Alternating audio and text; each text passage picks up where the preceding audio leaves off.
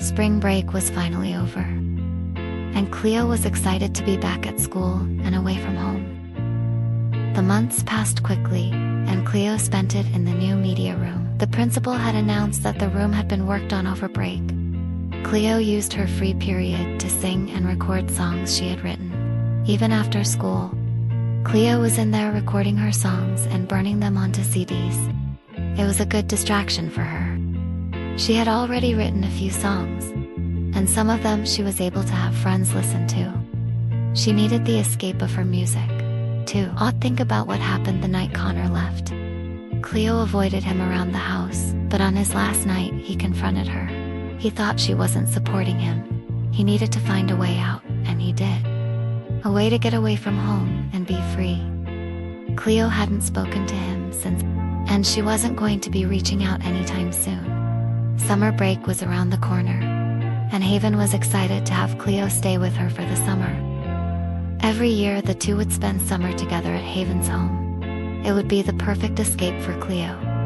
Nougat would be going to a pet resort for the summer. She was going to miss him, but she knew he would be safe there. Cleo couldn't wait to be at Haven's place. She needed to get away from the guilt eating away at her. Haven's house was on a horse ranch in Chestnut Ridge. Cleo loved coming here. Her mother, Katrina, a sweet woman, was like Cleo's second mom, always welcoming Cleo with a warm smile.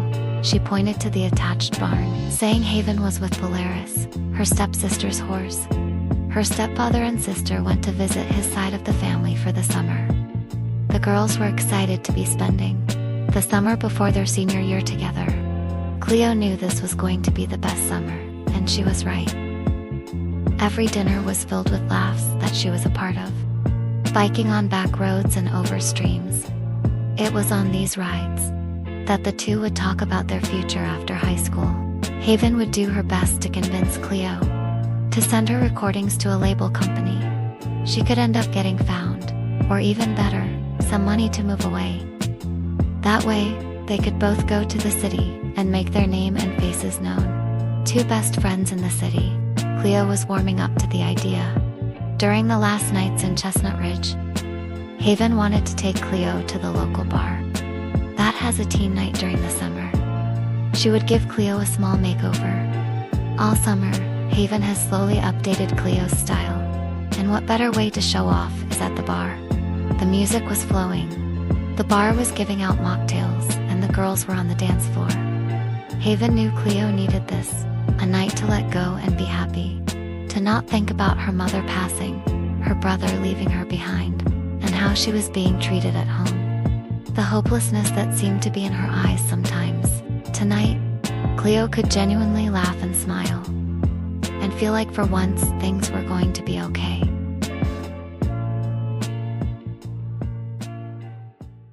The last week of summer felt bittersweet. Cleo didn't want to leave Haven's. The familial love she could feel from Hav, and her mom was something she was going to miss. Katrina wanted to have a barbecue by the pool as a send-off for Cleo. Cleo hadn't heard much from her father all summer, but her grandmother did reach out to remind her of her brother's graduation party. Corey had been hired at her father's legal practice as a mailroom assistant for the summer. All of her brother's posts online were of him in fancy suites and a smug grin. Cleo knew when she got home, she would have to hear him brag about it. Cleo would be coming back with some confidence. Haven had given her a makeover and a new outfit as an early Christmas gift. Katrina reminded Cleo that she was always welcome here. A visitor interrupted Cleo's good time. It was Haven's father, Don Lothario. Both Katrina and Haven were shocked to see him. Haven hadn't seen her father in almost 10 years. She was ecstatic to see him. She wrote to him every month. Haven couldn't believe he was here. With the distraction, Cleo snuck out to catch her flight home. Cleo took a deep breath when landing back in Mount Komaribi. She was home.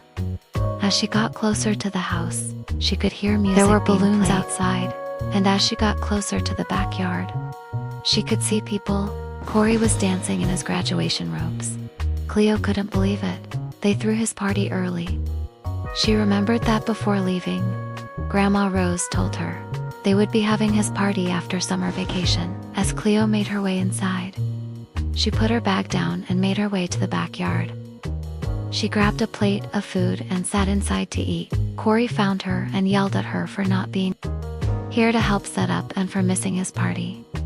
Cleo tried to explain that Grandma Rose had told her a different date for his party, but he wouldn't listen. Cleo felt irritated, but she knew what she needed to do. Cleo went to her room and got on her computer. Haven had convinced her of one thing this summer.